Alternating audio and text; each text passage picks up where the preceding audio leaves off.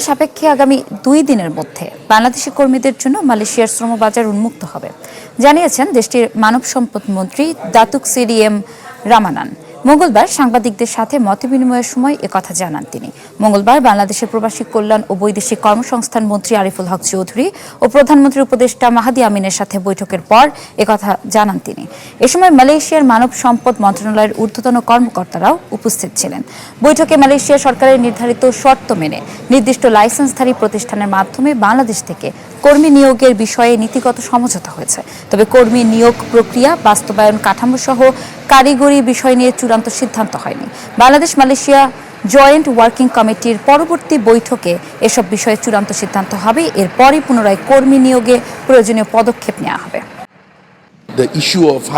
hiring workers, how long it will take, how soon it can be done, what are the procedures, what are the SOPs that we have in place. We had a thorough discussion. I think most likely tomorrow or the day after we will come with something finite.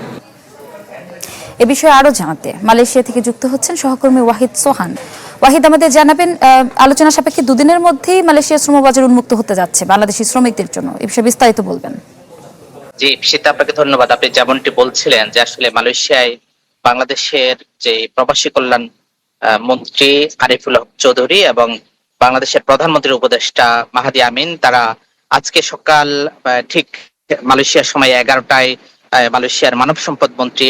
দাতুশ্রী M রামানানের অফিসে তারা প্রবেশ করেন এবং দীর্ঘ 1 ঘন্টা ধরে তারা কিন্তু বৈঠক করেন এবং মালয়েশিয়া বাংলাদেশের সাথে শ্রমবাজার নিয়ে যে জটিলতা, উৎকণ্ঠা এবং বিভিন্ন ধরনের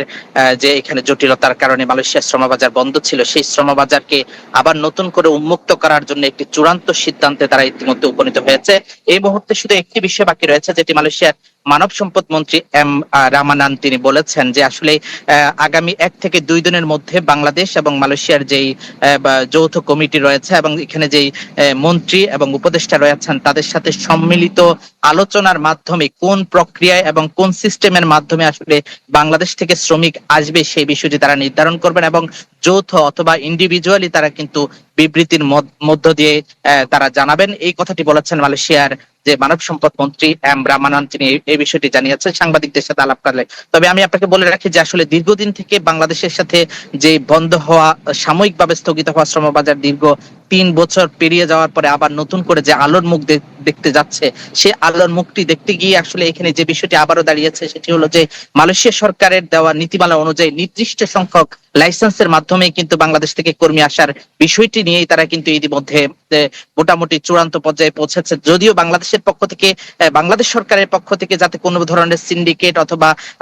কোন রকম মনোপলি তৈরি না হয় এই বিষয়টির উপর জোর দিচ্ছে এবং মালয়েশিয়া সরকারকে বারবারই এই বিষয়টির প্রতি তাগিদ দেওয়া হচ্ছে যাতে করে মালয়েশিয়ায় বাংলাদেশি যে সমস্ত শ্রমিকরা মালয়েশিয়া কাজ করতে আসবেন তাদের স্বার্থ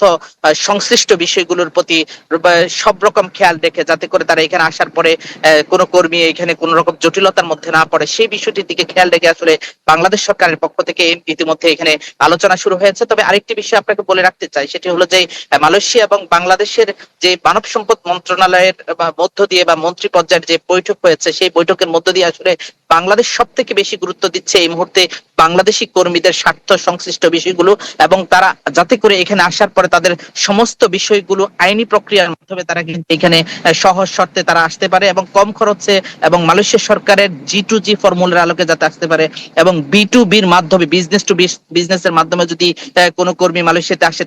যাতে করে তারা কোনো রকম প্রতারণার শিকার না হয় এই বিষয়টির প্রতি আসলে কিন্তু বাংলাদেশ সরকারের পক্ষ থেকে জোরালো গুরুত্ব দেওয়া হচ্ছে এবং এই বিষয়টির প্রতি মালয়েশিয়া সরকারের পক্ষ থেকে সম্মত হয়েছেন যাতে যে সমস্ত কোম্পানিগুলোতে শুধুমাত্র কাজ রয়েছে, বিশেষ করে মালয়েশিয়ার মানব সম্পদ মন্ত্রী আজকে যে কথাটি বলেছেন সেটি হলো যে মালয়েশিয়ার প্রধানমন্ত্রীর পক্ষ থেকে নির্দেশনা অনুযায়ী এখানে কিন্তু রেস্টুরেন্ট সেক্টরে এই মুহূর্তে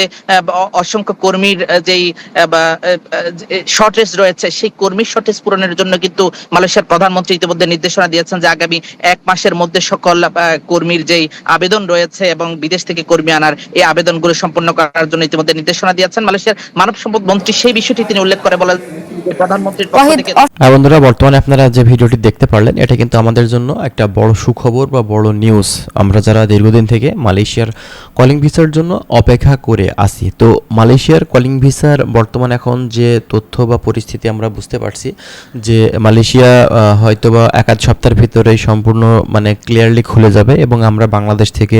আবারও নতুন করে যাওয়ার স্বপ্ন যেটা দেখছিলাম সেটা কিন্তু আমরা কিন্তু পূরণ করতে পারবো। তো এই মালয়েশিয়ার বাজার নিয়ে বর্তমান পরিস্থিতিতে এখন পর্যন্ত কিন্তু অনেক এজেন্সি অনেকভাবেই কিন্তু প্রতারণা করেছে অনেক ক্লায়েন্টকে। তো এক্ষেত্রে আপনাদের একটু সাবধানতা অবলম্বন করতে হবে। যেখানে আমাদের প্রবাসী কল্যাণ মন্ত্রী আরিফুল হক চৌধুরী বলেছেন যে মালয়েশিয়ার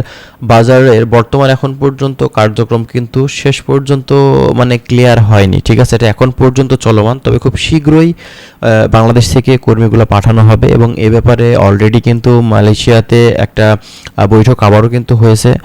গত পরশুদিন এবং সেখান থেকে কিন্তু বিস্তারিত আপডেট ইনফরমেশনগুলো আমরা যতটুকু জানতে পারছি যে মালয়েশিয়ার যে বাজারটা এটা কিন্তু 2-4 দিনের ভিতরেই ওপেন হয়ে যাচ্ছে। তো এক্ষেত্রে আমাদের জন্য এটা বড় সুযোগ যে আমরা পুনরায় আবারও কিন্তু মালয়েশিয়াতে গিয়ে ভালো কিছু সেখানে গিয়ে করতে পারবো, ঠিক আছে। তো যাই হোক, আরও বিস্তারিত তথ্য আপনার যারা জানতে